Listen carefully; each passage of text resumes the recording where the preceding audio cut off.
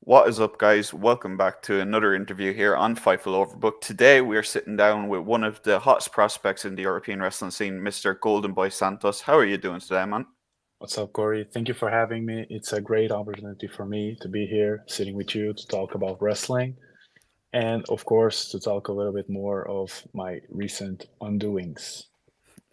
We're gonna start off a bit simple here. Goldenboy Santos obviously is your ring name. I'm just wondering how you came to have the Golden Boy part of your nickname, and is there a story behind that, or So basically, this has two meanings, one more personal and one more related to wrestling. Like the more personal one is, as in my family, I'm the only male in my generation. So I have it's myself and I have three cousins. So basically, uh, my grandma used to call me like in the sweet way to differentiate myself from my cousins, like the golden boy of the family. So yeah, that's a sweet touch that I could make way into my wrestling life. And the other part is playing to the golden boy gimmick of the Portuguese wrestling. So before me, there was not many male wrestlers going on in the scene and abroad. And I feel like, at least I feel the pressure to do more and to change that and maybe inspire the younger generations to follow the path that I'm taking. The same way Kelly inspired the path to me. you did just mention the Portuguese scene as a whole and so on. So I'm just asking for people who are unfamiliar with the Portuguese scene, as it's not really as talked about as much as say the British scene or the Irish scene, where you've made your name as well in recent months. But in terms of the Portuguese scene, what separates it from other countries' wrestling promotions and so on? I think the Portuguese scene might be in the same place that the Irish scene was like 15, 20 years ago. We are really starting to make things more professional. But at the same time, the base for the wrestlers never was this good. So we had people going abroad to brought in information, to brought in new people so they can teach us the right way of wrestling. And I think that's the real game changer here that it's happening now. We are having wrestlers growing up with a good base, so they can just follow their own path and pick and choose what fits them the best. And our recent shows are a really good proof of that. We are growing and growing, and we have upcoming talents that, if they want, they can do more with wrestling than just staying in the Portuguese scene. And just to stay on the topic of Portugal, obviously the climate in Portugal is a rather warm one, obviously compared to Ireland, to the UK, and so on and so forth. And do you think that adds on to your conditioning and just your overall stamina when you're in the ring? Because obviously you're going to be uh, the heat is a lot to deal with. From experience, I've only been to Portugal once, but it's a very hot region. Like so, in comparison to where you've wrestled in Germany, in Ireland, how much has that helped with your conditioning? Like, I have a good example for that. Like last week, we had a show here, and we had CJ West, that you must be familiar with from the Irish Yeah. scene. And after his match, he came to me, and I was like, "Bro, this is so freaking warm. I don't know what's happening inside. I'm soaking wet. I could barely breathe." And I'm like, "Yeah, we're kind of used to that Mhm. because even our winters are not as cold as the Irish winter or the British winter. So even in those conditions with the light and the heat that comes from the lights can be a problem for people that are not used to this weather. But for us, I think we are used to it, I guess. I had some trouble in Germany when I went there for the winter tapings, COVID time, and it was very cold. So I had the opposite. And I can feel that might have helped, like with our conditioning and our training, because we train under those conditions. It's the normal for us, so we are pretty much used to it by now. And just before we kind of move on a little from the Portuguese scene, a little, but growing up, obviously, you did mention there wasn't a lot of Portuguese wrestlers that you could look up to, and just in general, not just in Portugal, but in general, who would have been your main inspirations to get into wrestling? Who did you look up to? Who did you want to base yourself off, and so on? So early on, when I got in touch with wrestling, I got really amazed with the superhero-like guys. So I am a late 90s kid, so I started watching like '05, '06. And my favorite was Batista because he was just jacked and big and he can do the powerbomb. That was a really cool move. And I think that's where it started. Growing up and starting to train and starting to get used to indie wrestling because my first contact with indie wrestling was just the Cruiserweight Classic. So it was actually late. Um, I started watching guys who how would think it would fit the things that I do in the ring, and of course Walter came in first. Like he was dominating the indie circuit for years, and especially in the years that I started training and started going out there. You just did mention Walter slash Gunther, and he did. Correct me if I am wrong, but he did play a part in your training when you were start learning the ropes. And like everyone is so used to seeing him as a performer, everyone loves him as a performer, but no one really knows what he's like as a coach or a trainer. But so, could you throw a little bit of insight how he helped you, how you feel he helped mold who you are today? Sure, like my first experience with Walter was before I moved to Germany. Even I went to a Ring Kampf seminar with Walter, Tim Thatcher, and Jacoby at the time. Um, and Walter uh, is Austrian, but the way that he is very what we can call German. Yeah. So he's very straight to the point. He likes to keep to himself, and if he sees something that it's bad, he will tell you to your face that it's bad and what you need to do to correct it. So I enjoy that kind of learning because growing up, I always did semi-pro or pro like training in basketball in my case, and I'm kind of used to people going straight to the point. I don't take offense on that for sure because I think it's way better if people see something that it's not correct and try to correct it than to just lay it off, like not even caring. So I actually thank him for being that way, and that played a big part in my growing up as a professional wrestling. You did just mention there your history with basketball, and just like a lot of wrestlers do have a previous sport that they were uh, prevalent in beforehand. And I'm just curious, what aspects of basketball you mentioned it there that like just in training you would take it straight up, you didn't take offense, you're used to it. So just is there anything else that basketball helped prepare you for in the ring? In technical parts, I think footwork was the most important one.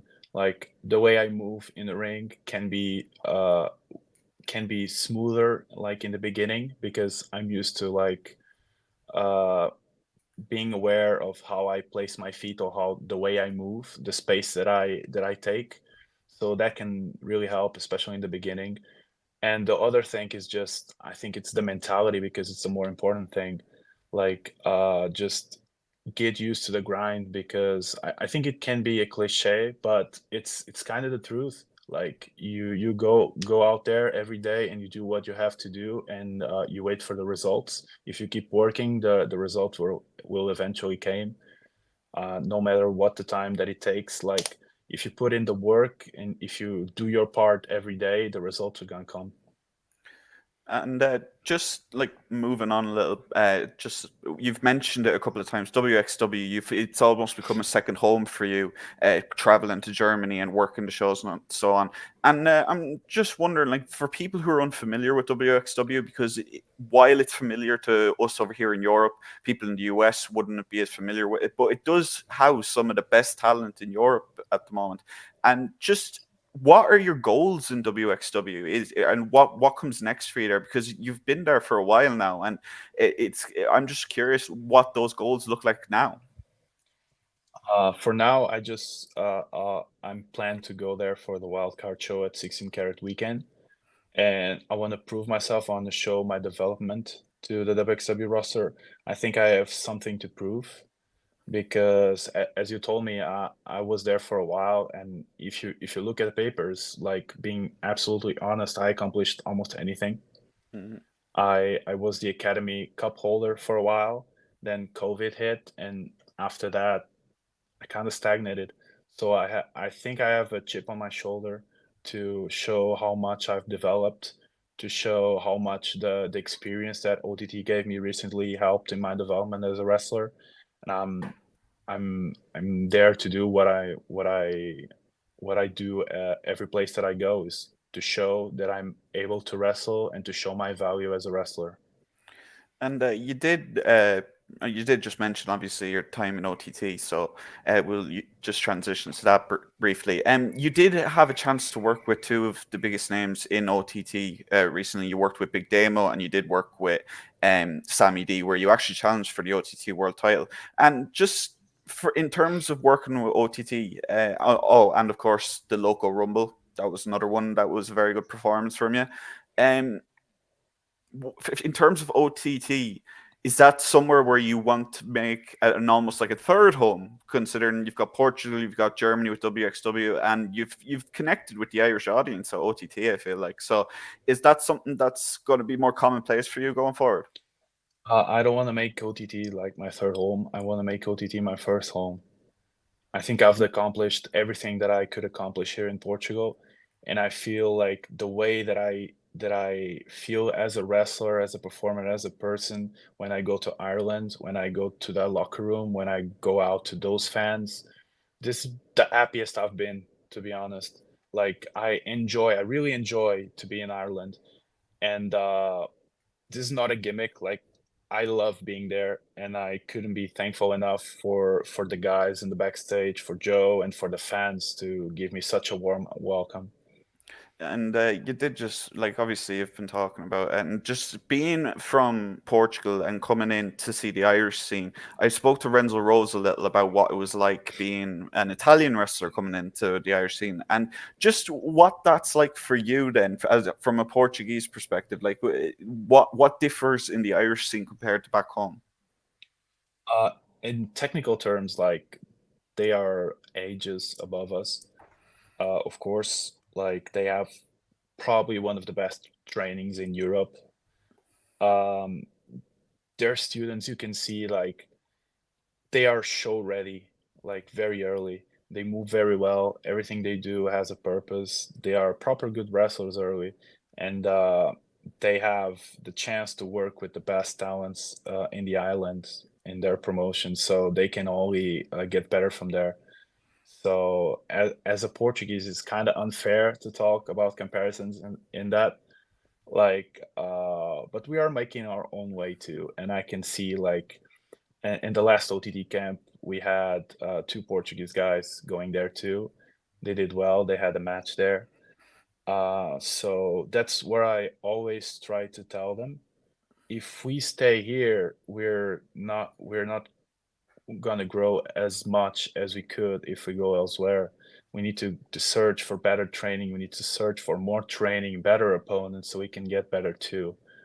And that's kind of my main role here in Portugal right now, to try to take them and like go there, learn from there, and show your face because wrestling is all about that, to be honest. And obviously the European wrestling scene is improving, and it is rising, and it's getting more attention worldwide. But there is still the two kind of biggest spots in the world for any wrestler in the US and in Japan. And I'm just wondering, obviously right now you're focused on the European scene, you're focused on OTT, you're focused on WXW, but is that something that in the near future you'd like to do? Go to the US, go to the Japan, and learn from those point of views as well. I'd love to go to Japan, to be honest. I think that's where my wrestling style would fit the most. Um, but as you told, my focus is on the European scene, is on OTT. That's what I want to be. That's what I want to focus on. And whatever comes to add, I'll take it, of course. But that's my main focus for now. And just as we're winding down a little here, obviously in 2024, there's so much talent in the world of wrestling. Anywhere you look, there's just so much talent. But for you in 2024, what is your dream match? What is that match that you would absolutely love to have? Is it one on one with anyone in the world, any promotion? What would it be? That's an hard one. Like independent wise, right? Uh,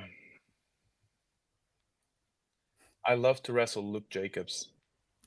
That's a fun one. I like that. I like that a That's lot. that's a style that I think would fit.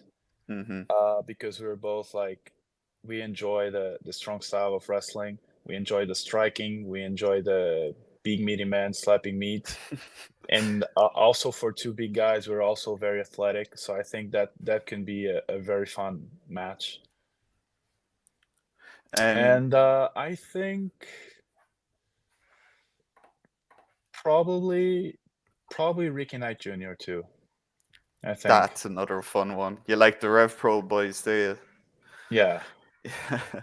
um, so just again, I'm just gonna wrap back just one more time to Portugal. Obviously, you are a champion over there. You have been a champion over there. Um, what does it mean to you to almost not completely be the face of Portuguese wrestling? But I've seen plenty of people who are from Portugal say that you are the future, the present of Portuguese wrestling. What does that mean to you as someone who like has grown up in Portugal, born in Portugal, lived in Portugal? Just what does that mean to you when you hear people say that about you? As I told you, he's a big chip on my shoulder. Like I feel the responsibility to pave the way for the guys, and I feel the responsibility to show them the way so they, if they want and they feel like they want to do wrestling as a profession, they could have someone that could give them a hand. Yeah. And I feel that's my biggest role right now. Like I've had training with the guys the past months, and I've passed them everything I know, everything I've learned over these 6 years. And it gets to a part that you can only go whenever wherever you want to go. So I'm just, if someone wants to come, I'll bring them away. I'll bring them with me. Sorry. Yeah, it's okay. And just before we do wrap this up, do you want to tell anyone, people watching this, where to find you, where to see where you're going to be wrestling next, or in the near future? So in the social medias, you can find me at Santos Pro 96, and you'll be able to see me in three different countries, four different promotions in March.